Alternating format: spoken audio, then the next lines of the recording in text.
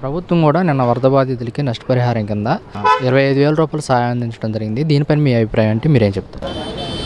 అభిప్రాయం ఇచ్చినా అది ఎంత ఇచ్చినా తక్కువే నాన్న. ఎందుకంటే ఇప్పుడు వాళ్ళు ఇచ్చిన 25,000 రూపాయలు అడితే ఏమొస్తాయి చెప్పండి. ఇప్పుడు అన్నీ చిల్లర రేటు పెరిగిపోయింది. ఒక గిన్నె లేదు, ఒక తపాలా లేదు, ఏమీ లేదు.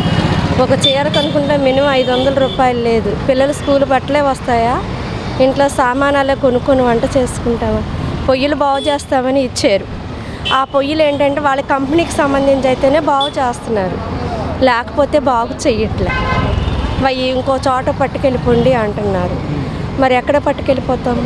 ఒక పొయ్యి కొనుక్కోవాలంటే మినిమం 1,500 లేని రావట్లే. అంటే తక్కువలోది రేంజి కొనుక్కున్న వాళ్ళు ఉంటారు. మా బోటోళ్ళు ఏంటంటే ఇళ్ళల్లో పాసి పని చేసుకొని ఆటో కూడా కాదు, రిక్షా బళ్ళు వేసుకొని అక్కడక్కడ మూటలు మోసి తెచ్చిన మా యజమానులు తెచ్చిన ధనసాయాన్ని బట్టి దాన్ని బట్టి మేము వాడుకునేది 1,500 పొయ్యి కన్నా ఎక్కువ కొనుక్కోలేని స్వామత మాది.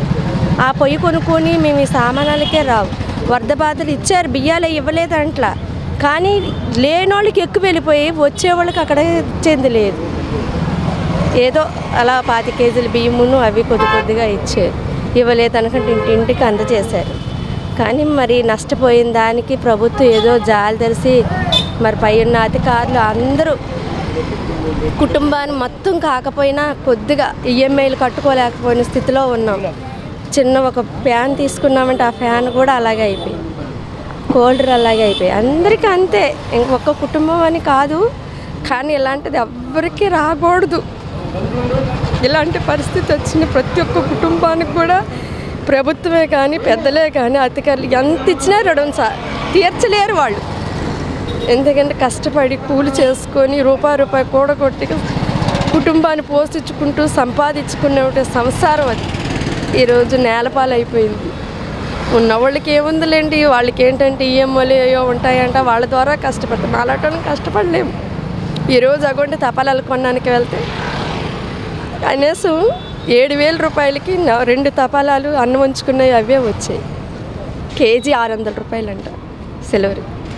అలా లెక్కేస్తే మేము కేజీ తపాలు కేజీన్నరలే, బరువు లేనిది అది రాలేదు. ఇంకేం కొనుక్కుంటాం? అది మా పరిస్థితి.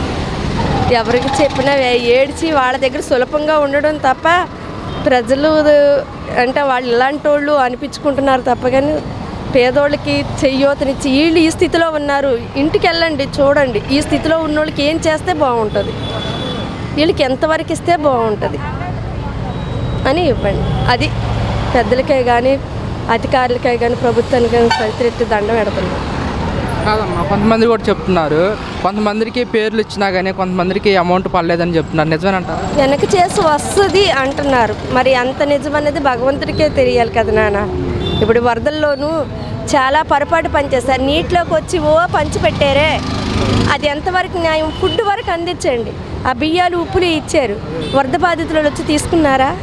ఇప్పుడు ఇంటింటికి ఎవరికి లేదో ఒక సొసైటీ ఉన్నవాళ్ళు, క్యాస్ట్ ఫీలింగ్ ఉన్నవాళ్ళు అక్కడున్న దగ్గరికి వెళ్ళి తెచ్చుకుంటున్నారే కానీ ఇలా ఇచ్చారా మీరు?